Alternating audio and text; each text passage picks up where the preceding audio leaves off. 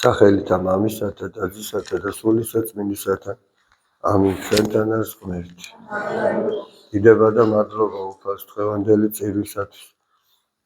თქვენ ჩამოლოცვაში მოისმინეთ, რომ დღეს არის ხსენება ათონელი მამებისა, ქართველი ათონელი მამებისა, იოანესი და გაბრიელის.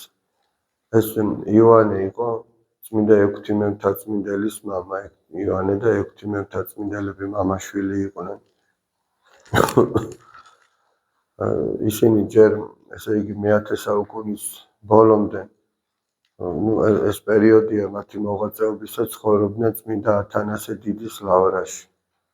დღესაც არის ათონის 20 მონასტერთა შორის პირველ ადგილზე სწორედ ათანასე დიდის ლავრა. დედით ქართველი იყო ეს ათანასე დიდი, ცნობილია, რომ დედით იყო ლაზი თუ არა ვცდები. და იქ ცხოვრობდნენ ქართველი ბერები. და შემდეგ აგაგი წერეთი ესაც აქვს თორნიკე ერისთავის პოემა რო არის იქ აღწერილი, ესე იგი, ბარდასკლიაროს რომ შეებრძოლება თორნიკე ერისთავი, იქ მაშინ უკვე იოანეს სახელით არის ბერად აღკვეცილი ათონის მთაზე. ოღონ ეს სხვა იოანეა, ის არა ვის ხსენებას დღეს არის. ვის ხსენებას დღეს არის, ის არის პირველი წინამძღვარი ივერონის მონასტრისა და სწორედ თორნიკე ერისთავს უკავშირდება და ამ საძმოს უკავშირდება იმ პირველი მონასტრის აღშენება. იმიტომ რომ თქვენ იცით, რომ ესე იგი იმპერატორებს აუჯანყდებათ ბარდასკლიაროსი და დახმარება სწორედ ქართველებს თხოვენ, ქართველთა მეფეს და ეს წინამძღვარი იოანეც თორნიკეს ეუბნებიან, რომ არდა ეს ბერად არის აკვეცილი, მე ვაქო ჩემი წოდების სატირლად მოვედიო და აღარ უნდა წასვლა ბრძოლაში.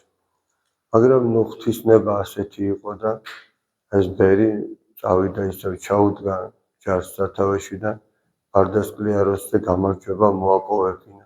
და სწორედ ბერძენთა დედოფალმა შემოსწირა ის ძღვენი აი ამ გამარჯვების გამო ქართველთა მეფეს და ქართველებს და აი ამ საფასით აშენდა სწორედ პირველი მონასტერი ივერონისა, რომლის წინამძღვარიც იყო იოანე მთაწმინდელი, ვისი ხსენების დღეც არის დღეს და მათ ძალიან დიდი შრომა უკავშირდებათ, ესე იგი, აი მის შვილს ექვთიმეს.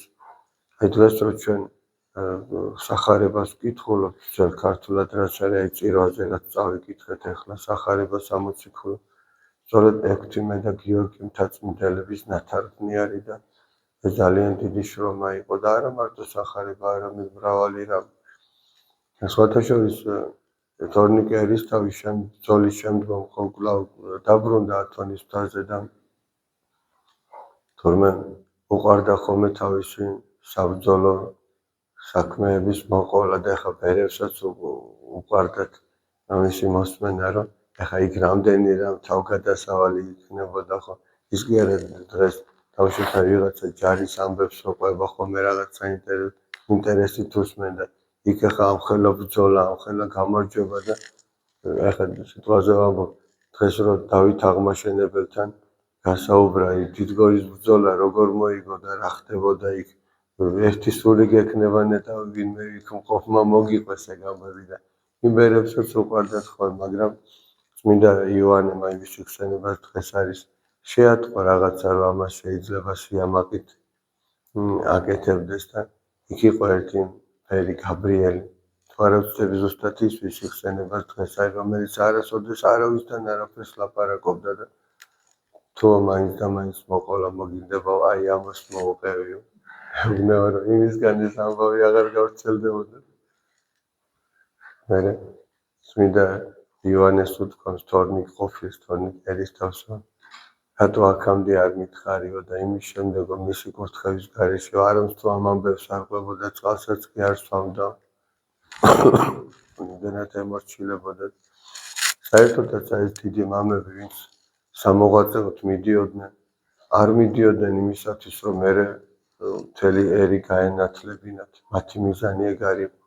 აი იგივე დღეს არის ხსენება წმინდა პაისი მთაწმინდელის, თქვენ მისი ფილმი ნანახი გაქვთ და იმ ქართველი ბერების მოღვაწეობას აი ამ ფილმის შემხედვარი კიდევ უფრო მეტად აღიქვამთ და უფრო ახლობელი გახდება. აი რაც ხდებოდა წმინდა პაისი ათონელის ცხოვრებაში, აი დაახლოებით ის ხდებოდა მე-11 საუკუნეში ქართველთა მონასტერში და არც წმინდა პაისი არ წასულა მონასტერში იმისათვის, რომ მე ასეთი მთელი ქვეყნის განმანათლებელი ყოფილიყო და დღეს რამდენი ადამიანი დღესაც კი სრულიად უცხო, არა მარტო ბერძენი, არამედ საქართველოში რამდენი ადამიანი მოვიდა ამის გამო ტაძარში. წმინდა სერაფიმ სარაველი ამბობს, იცხოვნეო შენი თავიო და შენს გარშემო ათასები ცხონდებიან.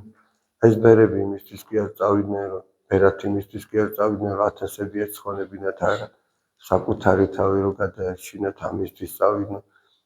თავი იმის ღირსად კი არ მიაჩნდათ, რომ მე ახლა უნდა წავიდე და მე სხვებს ვასწავლო. ეს მიზანი მათ არ ქონდათ. ვისაც ეს მიზანი ქონდა, იმისგან არაფერი არ გამოვიდა. ძალიან მოკლედ რო ვთქვა. მაგრამ ვისაც ქონდა მიზანი საკუთარი თავი გადაერჩინა, სწორედ ღმერთმა ისინი აღამაღლა და აღსახარებისეული სიტყვები ცოცხლდება, რომ რომელმან დაიმდაბლოს თავისთვის ის ამაღლდეს.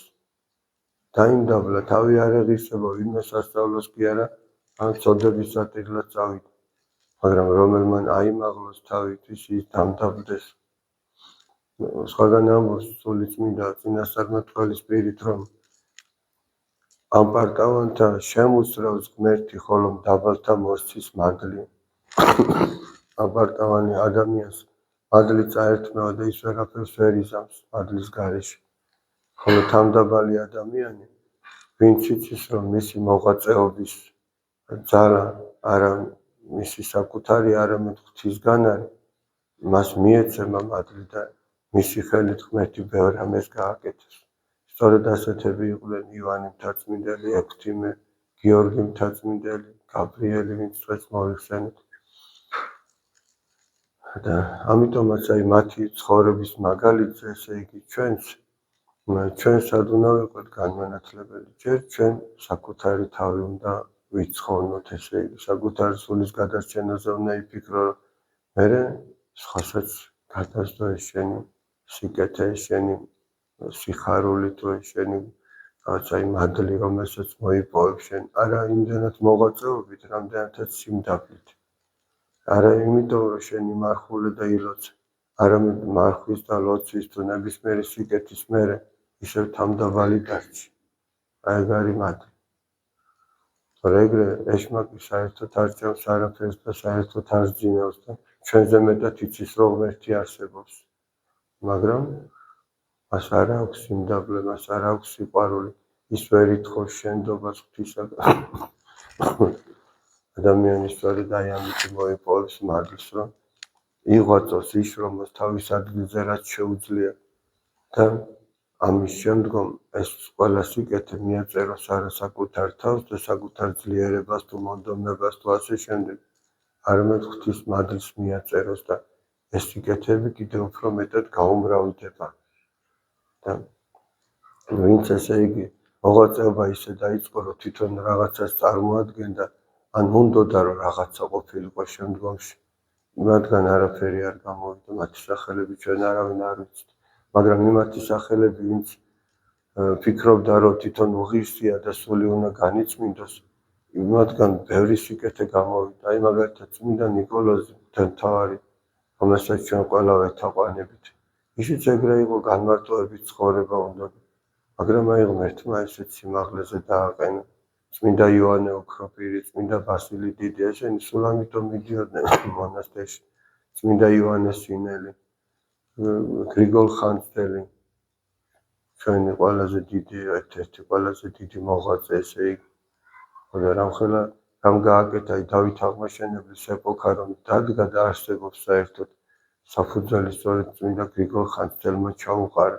მისმა სულიერმა მოღვაწეობამ მოიტანა ის შედეგები, რაც დადგა უკვე მე-12 საუკუნეში. აი ეს არის ადამიანი გააჩნია რისთვის იღვაწებს. მოტივაციას აქვს ძალიან დიდი მნიშვნელობა. ერთმა დალოცული და გახარებულები გავხდეთ.